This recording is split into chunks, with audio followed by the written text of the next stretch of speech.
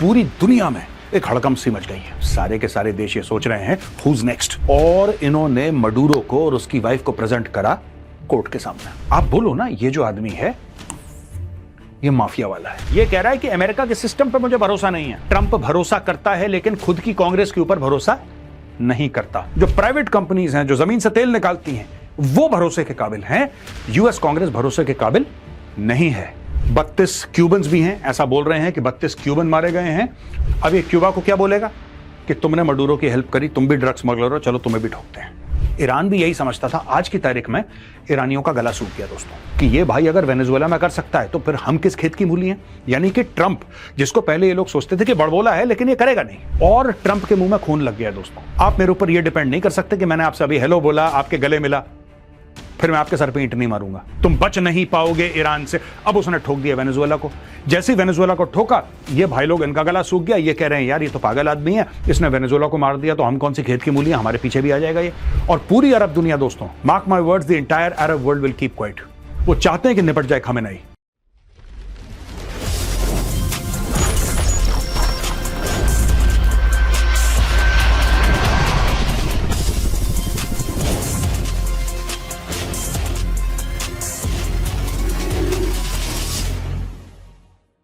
जैन दोस्तों, मैं हूं मेजर गौरव आर्य और आप देख रहे हैं द चाणक्य डायलॉग्स। ट्रंप बड़बोला है, ये तो मैं भी बोलूंगा। ट्रंप बड़बोला है, ये पूरी दुनिया बोलती है। लेकिन दोस्तों, जो उसने वेनेजुएला में करा है उससे पूरी दुनिया में एक हड़कंप सी मच गई है। अब सारे के सारे देश ये सोच रहे हैं हुज नेक्स्ट, किसका नंबर आएगा? क्यूबा का, मैक्सिको का, ईरान का, किसका नंबर आ सकता है दोस्तों? और इन्होंने मडूरो को और उसकी वाइफ को प्रेजेंट करा कोर्ट के सामने। ये सारे के सारे मामले चल रहे हैं और ऊपर से एक साजिश चल रही है वेनेजुएला को अंदर से खोखला करने की। डोनाल्ड ट्रंप ये कह रहा है कि उसको अमेरिकन सिस्टम पे भरोसा ही नहीं है। ये इतना बड़ा बयान है जिसको पता नहीं भारतीय मीडिया ने इतना पिकअप नहीं करा जितना उसको करना चाहिए था। ट्रंप का इतना बड़ा बयान, वो कहता है कि अमेरिकन सिस्टम है पूरा का पूरा। उसने एग्जैक्टली क्या बोला वो मैं आपको बाद में बताऊंगा, लेकिन डोनाल्ड ट्रंप यह कहता है, राष्ट्रपति अमेरिका का यह कहता है कि अमेरिकन सिस्टम पे मुझे भरोसा नहीं है। ये सीक्रेट आउट कर देते हैं। चलिए, आज का वीडियो आपको बहुत अच्छा लगेगा, आपको मजे आएंगे। ले चलता हूं पहली स्लाइड पर। इंडिया टुडे से हमने स्टोरी ली है दोस्तों। Was captured, I am a decent man, Nicolas Maduro pleads not guilty in US court, pleading innocent in a US court. Maduro told the judge, I was captured as he made his first court appearance on drug trafficking charges, added, I am a decent man, the president of my country. While Maduro was asked again, he said, I'm innocent, I'm not guilty of anything. That is mentioned here. Maduro's wife, Celia Flores, who was also flown to the US along with the ousted president, pleaded not guilty while asserting her status as Venezuela's first lady. She further asserted that she was not guilty and completely innocent of the charges against her. The 63-year-old faces 4 charges: narco-terrorism, conspiracy to import cocaine, and possession of machine guns and destructive devices. Authorities allege his involvement in coordinating cocaine trafficking with groups such as Mexico's Sinaloa and Zetas cartels, Colombian FARC rebels, and Venezuela's Tren de Aragua gang. अब ये देखिए साहब, एक देश के राष्ट्रपति को और उसकी वाइफ को, जो फर्स्ट लेडी थी वेनेजुएला की, दोनों को उठाकर लाते हैं अमेरिकन और बोलते हैं यार कि ये ड्रग सप्लायर है। अगर अमेरिका एक थ्योरी बयान करे, ठीक है, अगर अमेरिका बार बार सिर्फ ये रिपीट करे कि ये आदमी ड्रग ट्रैफिकिंग करता है, ये बुरा आदमी है, तो हम भी अमेरिका की बात पर विश्वास करेंगे दोस्तों। कोई भी करेगा, आप भी करेंगे, मैं भी करूंगा। लेकिन इनके बयान में इतने छेद हैं कि जैसे आटे की छन्नी होती है ना, इतने छेद हैं इनके बयान में। आप बोलो ना, ये जो आदमी है ये माफिया वाला है, ठीक है, ये ड्रग लॉर्ड है, राइट? ये बंदा ड्रग लॉर्ड है। ये इसने लाखों लोगों को मार दिया अमेरिका के अंदर ड्रग्स बेच के। ये गंदा आदमी है। जब तक हम इसको कंट्रोल नहीं करते या इसको कैप्चर नहीं करते या हम इसको अरेस्ट करके नहीं लाते और जेल में नहीं डालते, तब तक ये अमेरिकन को मारता रहता है। ये आदमी एक ड्रग लॉर्ड है। इस चीज को अगर अमेरिका बार बार बोलता तो लोग कहते हैं हां ठीक है, चलो यार गलत करा, लेकिन फिर भी एक बात समझ में आती है।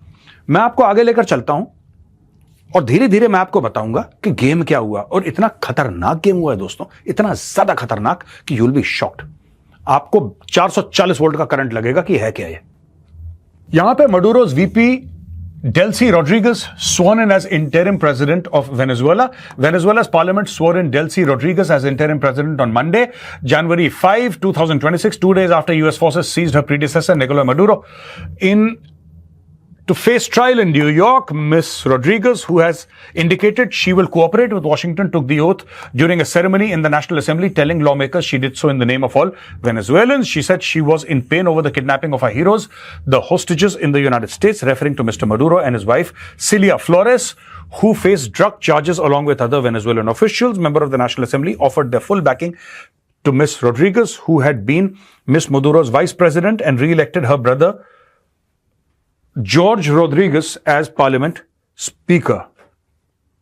The President of the United States, Mr. Trump, claims to be the prosecutor, the judge, and the policeman of the world. Senior lawmaker Fernando Soto Rojas said in an address to his colleagues. अच्छा, ये सब बातें चल रही हैं यहां पे, और जो वाइस प्रेसिडेंट थी मडूरो की, उनको प्रेसिडेंट बना दिया गया है फिलहाल कि आप जाके देखिए। ठीक है, ये एक काम हो गया है, यानी कि मडूरो गया जेल में या फिर कोर्ट में गया अपनी वाइफ के साथ, और उसकी जगह जो उसकी वाइस प्रेसिडेंट था मडूरो का, मैडम को बना दिया उन्होंने राष्ट्रपति। इन गुड हैंड्स, ये कहते हैं Venezuela supreme court on Saturday ordered Delcy Rodriguez to assume the presidency in an acting capacity, and on Sunday the military also threw its support behind her. Miss Maduro's lawmaker son Nicolas Maduro Guerra also offered his support for the acting president. Count on me, count on my family, Maduro Guerra, known as Nicolito, told Miss Rodriguez during an address to parliament, adding the country was in good hands until his parents return. अच्छा, ये story यहां पे खत्म होती है कि मडूरो और उसकी बीवी अमेरिका में कैदी, इनकी जो वाइस प्रेसिडेंट है डेल्सी रोड्रिगेज, वो बन गई राष्ट्रपति वेनेजुएला की। कोर्ट ने बोला हम आपके साथ हैं, मडूरो के बेटे ने बोला हम आपके साथ हैं, सारे लॉ मेकर जो उनकी पार्लियामेंट के हैं वो कह रहे हैं हम आपके साथ हैं, चिंता का कोई विषय नहीं है। ठीक है, अब इस चीज को यहां पे दोस्तों बंद करते हैं और चलते हैं एक और बड़ी खबर पे। अब दोस्तों ये देखिए, ये सबसे इंपॉर्टेंट स्लाइड है आज के पूरे प्रेजेंटेशन की, मैं आपको बता रहा हूं, सबसे इंपॉर्टेंट स्लाइड है और आपके होश फाख्ता हो जाएंगे, तोते उड़ जाएंगे। ये देखिए, इंडिया टुडे से हमने लिया है, Trump told all giants not US Congress about the Venezuela strike. Donald Trump, ये देखिए डोनाल्ड ट्रंप, जब भी कोई अमेरिकन प्रेसिडेंट एक्शन लेता है इतना बड़ा, उसको कांग्रेस से बात करनी पड़ती है, यह अमेरिका का कानून है।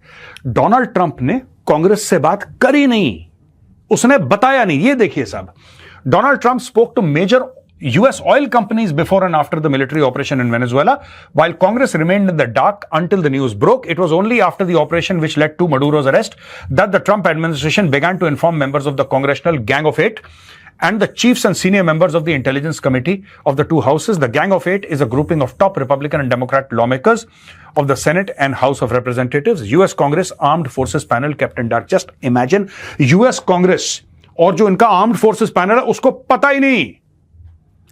पता ही नहीं कि वेनेजुएला पे स्ट्राइक कर दिया। स्ट्राइक हो गई, मडूरो को पकड़ के वापस ले आए, तब जाके फोन करना, भाई ये कर दिया हमने। ये देखिए साहब, lawmakers from both parties have flagged the lack of advance notice on the military operation in Caracas. Some of the lawmakers from the Democratic Party have cited the War Powers Resolution, under which presidents must inform Congress within 48 hours of hostilities, and major operations typically involve pre-briefing. Trump, however, has defended the secrecy, calling it a trigger-based mission and accusing Congress of having a tendency to leak.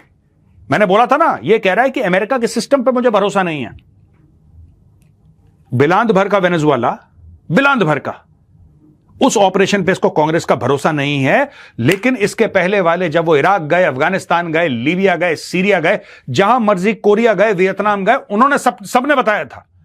जो दशकों तक लड़ाई चली थी, भाई ने नहीं बताया, कहता है कांग्रेस में गद्दार हैं। ये देखिए, टेंडेंसी टू लीक, कह रहा मैं तुम्हें बताऊंगा, तुम आगे मेरी सीक्रेट आउट कर दोगे, इसलिए मैंने तुम्हें बताया नहीं। लेकिन जो अमेरिकन के रिप्रेजेंटेटिव्स हैं, दोस्तों सुनिए ध्यान से, जो उनके रिप्रेजेंटेटिव्स हैं, जैसे हमारे मेंबर ऑफ पार्लियामेंट होते हैं ना, राइट, मेंबर ऑफ पार्लियामेंट हमारे यहां होते हैं, जो माननीय सांसद होते हैं, जो कि देश को चलाते हैं पार्लियामेंट में बैठ के, उन लेवल के लोगों को अमेरिका के अंदर भाई ने बताया नहीं। भाई ने किसको बताया? ऑयल कंपनीज को। यानी कि ऑयल कंपनीज के ऊपर ट्रंप भरोसा करता है, लेकिन खुद की कांग्रेस के ऊपर भरोसा नहीं करता। Oil giants were aware. On being asked if he spoke to oil companies before the operation and tipped them off, Trump revealed he had consulted major US oil companies before and after the strike. यानी कि जब वो Venezuela के ऊपर हमला कर रहा था डोनाल्ड ट्रंप, उसके पहले ये ऑयल कंपनीज की एक मीटिंग इसने कराई, जो बड़ी बड़ी एक्सॉन है और इस टाइप की जो बड़ी बड़ी कंपनीज हैं, शेवरॉन है और भी कई कंपनीज हैं अमेरिका में, कई सारी ऐसी कंपनीज हैं अमेरिका में, उन सबको बुलाया। यार देखो सुनो, मैं वेनेजुएला के अंदर घुस रहा हूं, वहां के प्रेसिडेंट को हम लोग उठा के ले आएंगे, उसकी बीवी को उठा के ले आएंगे, ये सब हम लोग काम करेंगे, तख्ता पलट करने वाले हैं। इससे तुम्हें फायदा हो रहा है कि नहीं हो रहा? हाँ सर, हमें फायदा हो रहा है, निपटा दो, कोई दिक्कत नहीं है। जस्ट इमेजिन, प्राइवेट सिटीजन्स को, जो कंपनी के सीईओज हैं, उनको पता है लड़ाई होने वाली है। कांग्रेस को बोला है कि टेंडेंसी टू लीक। यहां पे experts indicate these discussions with oil companies occurred amid prior blockades and sanctions on Venezuelan oil. United States secretary of state Marco Rubio after the strike said the companies were eager to invest in Venezuela, news agency Reuters reported. आप ये देख लीजिए कितनी अंधी मचा रखी है Trump ने, कितनी अंधी मचा रखी है इसने।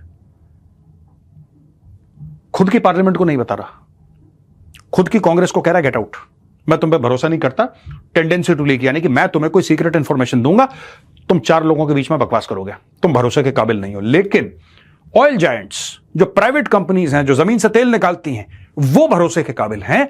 यूएस कांग्रेस भरोसे के काबिल नहीं है। Cuba says 32 Cuban officers were killed in US operations in Venezuela। अब दोस्तों ये है कि यहां पे 32 क्यूबन्स भी हैं, ऐसा बोल रहे हैं कि 32 क्यूबन मारे गए हैं। और US secretary of state Marco Rubio, उसके भी माँ बाप जो थे वो क्यूबा से आए थे, उसके दादा दादी माँ बाप क्यूबा के हैं।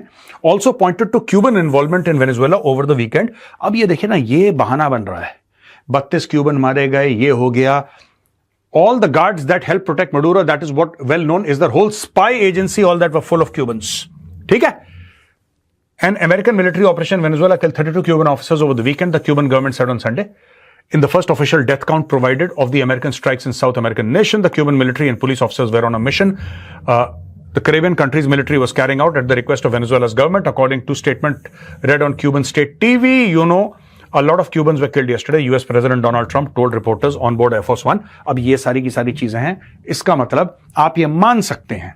देखिए, all the guards that help protect Maduro, this is well known, their whole spy agency, all that were full of Cubans। यानी कि ये अब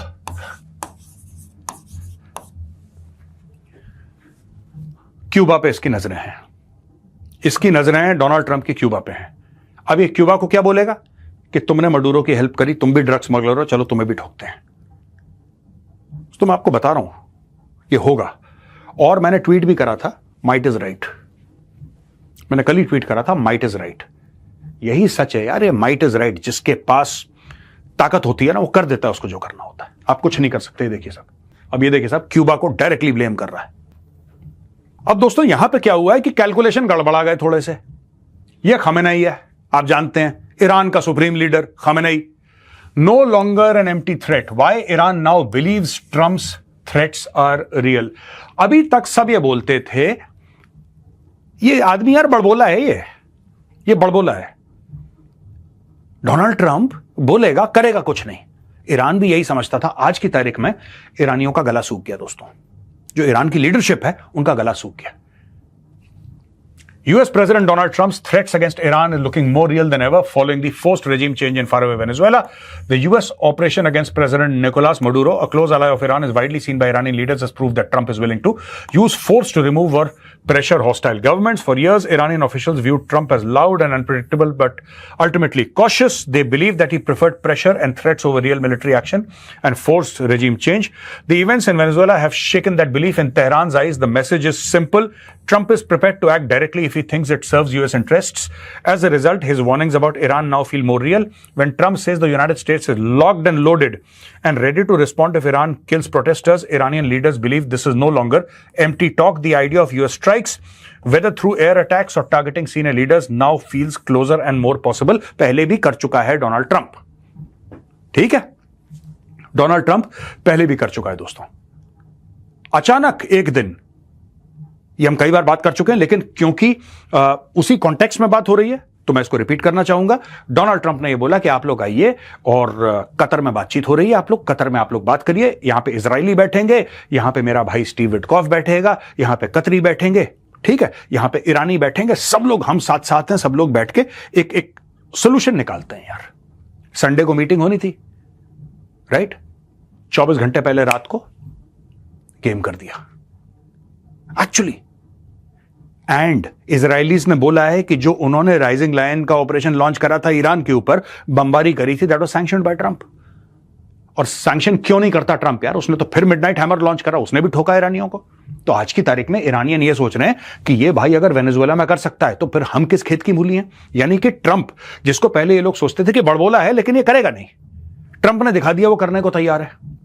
और ट्रंप के मुंह में खून लग गया दोस्तों, ध्यान रखना, ट्रंप के मुंह में लग गया खून। अब ट्रंप क्या करेगा कि लो हैंगिंग फ्रूट्स, क्यूबा, क्या व्हाट इज क्यूबा? फाड़ एक थप्पड़ मारा, क्यूबा को निकालो। क्यूबा कुछ भी नहीं है यूएस के सामने, वेनेजुएला कुछ भी नहीं है, तो ये करेगा। अब ये डराएगा किसको? मैक्सिको को, खौफजदा कर देगा मैक्सिको को ये। और पूरी दुनिया में अब इसकी तूती बोलेगी यार डोनाल्ड ट्रंप है ये आदमी। एग्जाम्पल मैं देता हूं ना अक्सर, एक आदमी है सड़क पे चल रहा है, फटे कपड़े हैं, लंबे बाल हैं, मुंह से थूक निकल रहा है, हाथ में उसका ईंट है, सब डरते हैं उससे, वो किसी को भी ईंट मार देगा, वो पागल है, वो किसी को भी ईंट। यही रेपुटेशन अपनी डोनाल्ड ट्रंप बनाना चाह रहा है कि देखो मैं कुछ भी कर सकता हूं, आप मेरे ऊपर ये डिपेंड नहीं कर सकते कि मैंने आपसे अभी हेलो बोला, आपके गले मिला, फिर मैं आपके सर पे ईंट नहीं मारूंगा। हेलो और आप कैसे हैं और सर पे ईंट मारना, इनके आपस में कोई रिलेशन नहीं है आज की तारीख में। This is what Iran is thinking. दोस्तों फाइनेंशियल एक्सप्रेस से हमने खबर ली है और यह है टाइम्स ऑफ इंडिया से। Iran in survival mode, Trump's threat looms as protest spread, officials fear US attack. Iran's attempts to suppress a fresh wave of anti-government protests have been complicated by Donald Trump's threat to side with demonstrators, a warning underscored by the US capture of Venezuela's Nicolas Maduro, Officials and insiders said on Monday, a day after US President Trump threatened military action. Iran's Supreme National Security Council held a late-night emergency meeting on Friday to discuss ways to contain nationwide protests with less violence and to prepare for potential strikes. 3 Iranian officials familiar with the government deliberations told the New York Times on Friday Trump threatened to intervene if protesters face violence, declaring we are locked and loaded and ready to go, though he offered no details of what actions he might take. जब Trump ने locked and loaded वाली बात करी थी तब ईरानी जो high command था इनका, सुप्रीम लीडर वगैरह, ये सब हंसे थे। क्या हुआ कि वेनेजुएला के अटैक के पहले की धमकी है ये। उसने बोला we are locked and loaded, हम कर देंगे कर देंगे कर देंगे, तो उन्होंने बोला ये बकवास करता है, फालतू का आदमी है, इसकी आदत है, बड़ बोल रहा है, कोई दिक्कत नहीं है, देख लेंगे हम, हमें पता है कहां पे अटैक करना है, हमें पता है कि तुम्हारे बेसिस कहां पे हैं, तुम बच नहीं पाओगे ईरान से। अब उसने ठोक दिया वेनेजुएला को। जैसे ही वेनेजुएला को ठोका, ये भाई लोग, इनका गला सूख गया, ये कह रहे हैं यार ये तो पागल आदमी है, इसने वेनेजुएला को मार दिया तो हम कौन सी खेत की मूली, हमारे पीछे भी आ जाएगा ये, और पहले भी मार चुका है मिडनाइट हैमर में। अब वहां पे इमरजेंसी मीटिंग हो रही है ईरान के अंदर इमरजेंसी मीटिंग हो रही है। और Khamenei's plan B, Iran's supreme leader may seek refuge in Russia if regime falls. An assessment per the report by the Times stated that 86-year-old leader would depart Tehran with around 20 people, including family and close aides, if military or security services refuses orders, defect, or lose control of the situation. Among those included in the plan, his son Mojtaba, his preferred successor. The alleged escape strategy appears to be influenced by the example of former senior leader Bashar al-Assad, a close ally of Tehran, who fled Damascus for Moscow with his family before opposition forces captured the Syrian capital in December 2024. Khamenei's team has already mapped our exit routes and prepared logistical support, including overseas assets and cash reserves for his departure if things go south, the Times reported citing a source. दोस्तों साफ सीधी बात है, अगर US जाता है और Khamenei को पकड़ लेता है तो ये घसीट के ले जाएंगे, बोलेंगे इसको जज के सामने खड़ा करो, सीधी बात है, राइट? या तो इसको निपटा देंगे, अगर नहीं निपटाएंगे तो फिर ये इसके पीछे पड़ जाएंगे। तो अब जितने भी ईरानियन ऑफिशियल्स हैं, सिर्फ खमेनेई नहीं, जितने भी ईरानियन ऑफिशियल्स हैं, अब सबके दिमाग में एक ही पिक्चर चल रही है कि यार अगर अमेरिकन आते हैं तो इस बार अमेरिकन आएंगे फुल एंड फाइनल करने, इजरायली पीछे नहीं छूटेंगे। और पूरी अरब दुनिया, दोस्तों mark my words, the entire Arab world will keep quiet.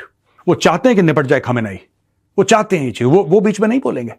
In fact they will give their air space for refuelling, they will give their air bases कि यहां से हमला करो इसके ऊपर, क्योंकि इस आदमी ने, खमेनेई ने, और इसकी जो इस्लामिस्ट रजीम है ईरान, इसने पूरे मिडिल ईस्ट को परेशान कर रखा है, हमास, हिजबुल्लाह, पता नहीं क्या क्या, राइट? हूथी, सबको परेशान कर रखा है इसने। तो लोग चाहते हैं कि निपटारा हो जाए इसका। अब मैं आपको यह बता रहा हूं कि ये भागने की कोशिश यहां पे बता रहा है कि बशार अल असद वो भी तो भाग गया था। हां, अगर ये रशिया भाग जाता है, अगर खमेनेई रशिया भाग जाता है तो वहां पे सेफ है। ये चाइना भाग जाता है तो वहां पे सेफ है। चाइना वैसे इसको लेगा नहीं, रशिया ले लेगा। रशिया भाग जाता है तो सेफ है वहां पे। लेकिन अगर ये ईरान के अंदर रह गया, क्योंकि जिस तरीके से प्रोटेस्ट्स फैल रही हैं, लोग कह रहे हैं कि 100 शहरों से ज्यादा प्रोटेस्ट फैल चुके हैं ईरान के अंदर। Small and big cities and towns उसके अंदर फैल चुके हैं। लोग सड़क पे आ रहे हैं, चक्का जाम चल रहा है वहां पे, और पीपल हैव जस्ट सेड कि हेल विथ यू यार, अब नहीं हो सकता कुछ। और इतना ज्यादा, और हर समय लोग सिर्फ एक ही नारा, 24/7 एक नारा है कि शाह को वापस लाओ, शाह को वापस लाओ। यानी कि जो राजा था, राजा को वापस लेकर आओ, उसको गद्दी पे बैठाओ। तो ये बातें चल रही हैं दोस्तों यहां पे। आखिरी बात बता दूं आपको, बड़ी इंटरेस्टिंग। चाइना कमजोर होता है इससे। वेनेजुएला का मैक्सिमम ऑयल कौन खरीदता था? चाइना। ईरान का मैक्सिमम ऑयल कौन खरीदता है आज की तारीख में? चाइना। यानी कि चाइना को अश्योर्ड ऑयल सप्लाई थी। फिर से सुनिएगा, चाइना को अश्योर्ड ऑयल सप्लाई थी वेनेजुएला से। अश्योर्ड ऑयल सप्लाई आज की तारीख में है ईरान से। अगर आप ये चीज काट देते हैं, बिल्कुल काट देते हैं कि भाई वेनेजुएला से भी नहीं देंगे तेल और तुम्हें ईरान से भी नहीं देंगे, चाइना को बहुत बड़ा धचका लग जाएगा। हां, चाइना 10 और जगह से ले सकता है, लेकिन महंगा तेल यानी कि प्रॉफिट मार्जिन में कटौती। आपको क्या लगता है दोस्तों, जो रूसी तेल चीन को मिल रहा है खास दाम पे, एक खास डॉलर पर बैरल पे मिल रहा है, अगर रशिया और यूक्रेन की लड़ाई खत्म हो गई तो आपको क्या लगता है उसी दाम में मिलेगा? भारत को भी क्या उसी दाम पे मिलेगा? Not at all. अचानक ओवरनाइट 24 घंटे के अंदर उस तेल की कीमत मार्केट प्राइसेस को छू रही होगी। फिर भारत के लिए और चाइना के लिए बराबर हो जाएगा। आप सऊदी अरब से खरीदो, आप रशिया से खरीदो, $1-2 ऊपर नीचे होगा, मोटा मोटी एक ही जैसी कॉस्ट होने वाली है। तो दोस्तों, ये था आज का वीडियो। पसंद आए तो उस वीडियो को लाइक कीजिए, हमारे चैनल को सब्सक्राइब कीजिए, बेल आइकन दबाना बिल्कुल मत भूलिएगा। जय हिंद, वंदे मातरम, भारत माता की जय।